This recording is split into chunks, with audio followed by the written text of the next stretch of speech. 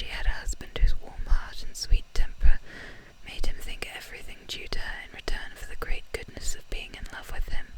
But though she had one sort of spirit, she had not the best.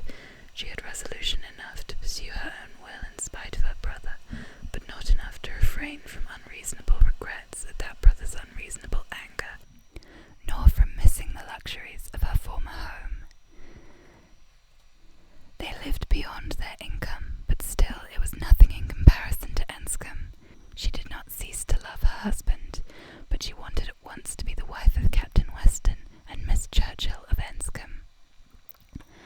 Captain Weston, who had been considered especially by the Churchills as making such an amazing match, was proved to have much the worse of the bargain, for when his wife died after 3 years' marriage, he was rather a poorer man than at first, and with a child to maintain.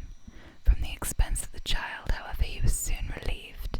The boy had, with the additional softening claim of a lingering illness of his mother's, been the means of a sort of reconciliation, and Mr. and Mrs. Churchill, having no children of their own nor any other young creature of equal kindred to care for, offered to take the whole charge of little Frank soon after her decease. Some scruples and some reluctance the widower father may be supposed to have felt, but as they were overcome by other considerations, the child was given up to the care and the wealth of the Churchills, and he had only his own comfort to seek and his own situation to improve as he could. A complete change of life became desirable. He quitted the militia and engaged in trade, having brothers already established in a good way in London, which afforded him a favourable opening. It was a concern which brought him just employment enough. He had still a small house in Highbury, where most of his leisure days were spent, and between useful occupation and the pleasures of society, the next 18 or 20 years of his life passed cheerfully away. He had, by that time, realized an easy competence, enough to secure the purchase of a little estate adjoining Highbury, which he had always longed for, enough to marry a woman as portionless even as Miss Taylor, and to live according to the wishes of his own friendly and social disposition. It was now some time since Miss Taylor had begun to influence his schemes, but as it was not the tyrannic influence of youth on youth, it had not shaken his determination of never settling till he could purchase Randalls, and the sale of Randalls was long looked forward to, but he had gone steadily on with those objects in view till they were accomplished. He had made his fortune, bought his house, and obtained his wife, and was beginning a new period of existence with every probability of greater happiness than in any yet passed through.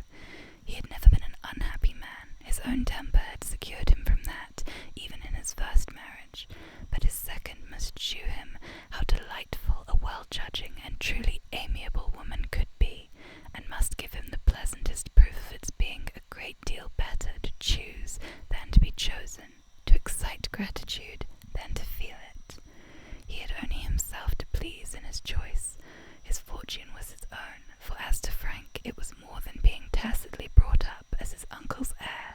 It had become so avowed an adoption as to have him assume the name of Churchill on coming of age. It was most unlikely, therefore, that he should ever want his father's assistance.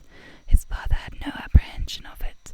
The aunt was a capricious woman, and governed her husband entirely, but it was not in Mr. Weston's nature to imagine that any caprice could be strong enough to affect one so dear, and, as he believed, so deservedly dear. He saw his son every year in London, and was proud of him, and his fond report of him as a very fine young man had made Highbury feel a sort of pride in him too. He was looked on as sufficiently belonging to the place to make his merits and prospects a kind of common concern. Mr. Frank Churchill was one of the boasts of Highbury, and a lively curiosity to see him prevailed. Though the compliment was so little returned, he had never been there in his life. His coming to visit his father had been often talked of, but never achieved. Now, upon his father's marriage, it was very generally proposed, as a most proper attention, that the visit should take place. There was not a dissentient voice on the subject, either when Mrs. Perry drank tea with Mrs. and Miss Bates, or when Mrs. and Miss Bates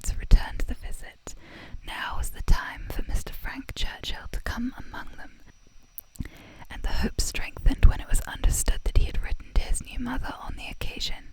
For a few days, every morning visit in Highbury included some mention of the handsome letter Mrs. Weston had received. I suppose you have heard of the handsome letter Mr. Frank Churchill has written to Mrs. Weston. I understand it was a very handsome letter indeed. Mr. Woodhouse told me of it. Mr. Woodhouse saw the letter, and he said he never saw such a handsome letter in his life. It was indeed a highly prized letter. Mrs. Weston had, of course, formed a very favourable idea of the young man, and such a pleasing attention was an irresistible proof of his great good sense, and a most welcome addition to every source and every expression of congratulation which her marriage had already secured. She felt herself a most fortunate woman, and she had lived long enough to know how fortunate she might well be thought, where the only regret was for a partial separation from friends, whose friendship for her had never cooled, and who could ill bear to part with her. She knew that at times she must be missed, and could not think without pain of Emma's losing a single pleasure, or suffering an hour's ennui from the want of her companionableness. But dear Emma was of no feeble character. She was more equal to her situation than most girls would have been, and had sense and energy and spirits that might be hoped would bear her well and happily through its little difficulties and privations. And then there was such comfort in the very easy distance of Randalls from Hartfield, so convenient for even solitary female walking, and in Mr. Weston's disposition and circumstances, which would make the approaching season no hindrance to their spending half the evenings in the week together. Her situation was altogether the subject of hours of gratitude to Mrs. Weston, and of moments only of regret, and her satisfaction, her more than satisfaction, her cheerful enjoyment, was so just and so apparent that Emma, well as she knew her father, was sometimes taken by surprise at his being still able to pity poor Miss Taylor. When they left her at Randalls in the centre of every domestic comfort, or saw her go away in the evening attended by her pleasant husband to a carriage of her own, but never did she go without Mr. Woodhouse's giving a gentle sigh and saying, "Ah, poor Miss Taylor, she would be very glad to stay." There was no recovering Miss Taylor, nor much likelihood of ceasing to pity her, but a few weeks brought some alleviation to Mr. Woodhouse. The compliments of his neighbours were so sorrowful an event, and the wedding cake, which had been a great distress to him, was all eat up.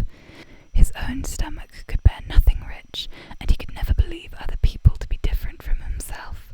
What was unwholesome to him, he regarded as unfit for anybody, and he had therefore earnestly tried to dissuade them from having any wedding cake at all, and when that proved vain, he earnestly tried to prevent anybody's eating it. He had been at the pains of consulting Mr. Perry, the apothecary, on the subject. Mr. Perry was an intelligent, gentlemanlike man, whose frequent visits were one of the comforts of Mr. Woodhouse's life, and upon being applied to, he could not but acknowledge, though it seemed rather against the bias of inclination, that wedding cake might certainly disagree with many, perhaps with most people, unless taken moderately.